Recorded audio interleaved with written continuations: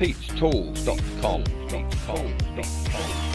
G'day guys, Pete's Tools, how are we all going today? Pete's not that happy today. You might have seen I've done some reviews on this machine here. It's my latest plasma cutter that I brought.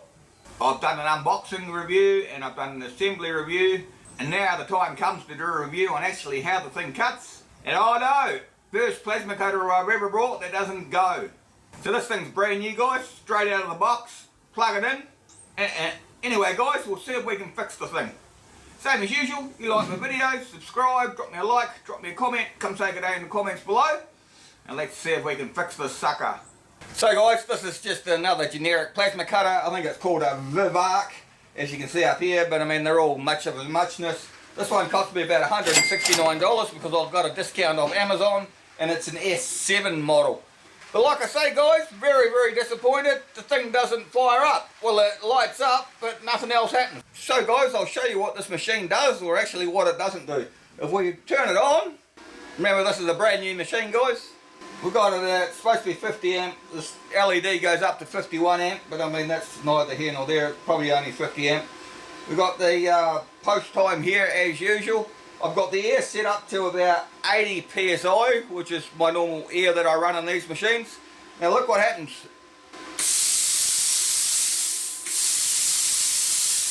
Actually not a lot, eh guys? We've got nothing coming out of it at all. It's supposed to be pilot arc. What it does do is it makes my monitor on my camera go really funny. Whereas I normally get a little bit of interference from other machines, but this is really out of this world, the interference that I get with the monitor. But what I've discovered is this. If I back the air off guys, let me back the air off a bit. Here we go, we'll back the air down. Now how I discovered this guys was when I first tried it, it didn't work. I walked away and had a cup of coffee to think about it, come back and then the thing seemed to go. And I thought, why is that? And I'll show you. If we back the air down to about 30 psi or even 25, like that. See that guys? Now you may say guys, well, why don't you just run it at 20 psi? Because it won't work, because you can only cut really thin stuff at 20 psi. The thicker stuff you're cutting, the more pressure you need to keep the plasma running through the steel. But let's turn it up a bit and see what happens. Now we're up to 30 psi guys. Look at that. So now we come down again. We're on about 20 psi there. See that guys? So let's see if we can fix the bloody thing guys. Amazon was really good about it. The actual supplier of this machine was 2/5 of useless. So Amazon just took over and they just refunded my money. But I wasn't about to pull it to pieces until I knew what they wanted to do with the machine. So there's no point sending this back from New Zealand back to the USA because it would cost me $250 in freight. And the machine is just not worth that. I mean, I only paid about $169 for the machine in the first place. But like I say, Amazon was really good about it. The supplier of this machine, not so much. Now, I don't know about with you guys, but if you're in New Zealand and you take the cover off a machine, the warranty is void. But like I said, they don't want it back, so it's no issue. And also, I'm not qualified as an electronics person. I'm just having a guess what's wrong with it. So I don't advise you guys to open up any machines if you're not qualified to do it. We're just trying to solve a problem here, that's all. Because I want to do an actual review on this machine, see if it actually cuts. But I can't do it like this. Rightio guys, we'll turn the thing off first. Wait until it powers down. It's turned off now. Take the air out of it. There we go, it's powered down now. And just watch. Like I say, I don't recommend you do it, but if you're taking these things apart, there's still power storage in these things. So watch you don't get electrocuted even when you've unplugged it. Rightio guys, let's pull the thing to pieces, eh?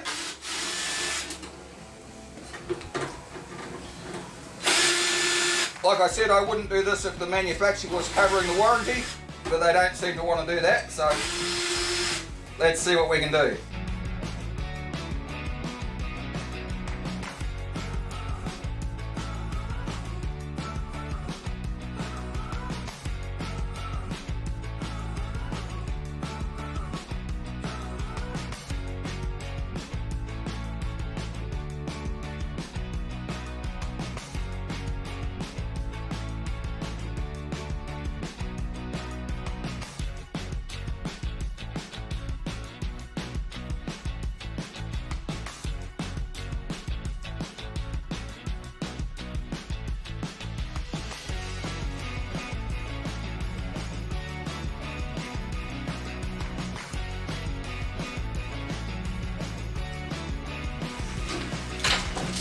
Rightio guys, it doesn't look like I needed to loosen off this handle. It doesn't seem to be attached to the main frame, so we'll pull it off and have a look. So it looks alright in there guys. I can't see anything that's disconnected or anything like that. The only thing I thought of was when it starts the arc, the two little contacts that are together and the spark flies between them. I thought that might have moved, thought we might be able to move it out or move it in to get it to adjust how much it'll jump across the arc, because the more air pressure that we run through it, the more it needs to jump across, if you know what I mean. That's why if we lower the air pressure, we can get an arc. As soon as we turn the air pressure up, it just blows the arc away. So let's have a look for the little thing I'm talking about, and I think it's under here somewhere guys. Like I say, I wouldn't recommend you do this, but if you do, make sure you switch everything off. Yeah, there it is there guys. I don't know if you can see it or not. Let me zoom in on it. So guys, here it is here. Can you see that? Now what normally happens is that we'll get a spark that jumps across there, which creates the arc on the torch. I thought maybe it was knocked either out too far or it was pushed in too far. So if I turn it on, you should be able to see a spark jump across here when I ignite the torch. So have a look guys, I'll pull the trigger on the torch, see if you can see the spark.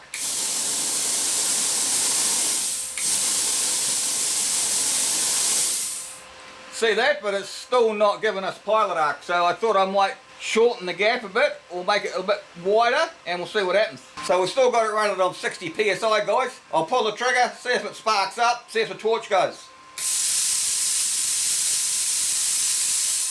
Still no pilot arc. So if we turn the air pressure down again, a bit more, down to about 20 psi now will it work? Yeah, there you go. So, I don't know, let's try and alter that little gap on that spark thing. So what I've done, guys, is I've got an insulated screwdriver. I've got it unplugged, so we'll just put it there, make sure there's no charge left in here, that it bleeds out.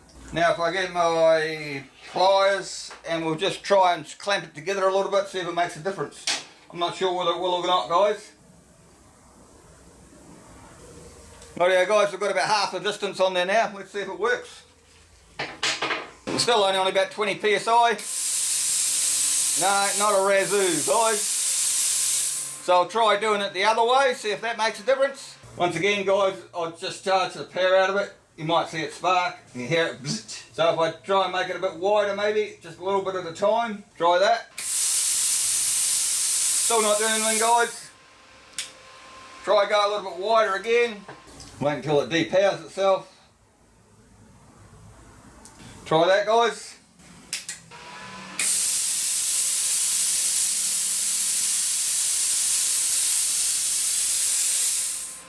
I think we've got another fault apart from this, guys. It must be.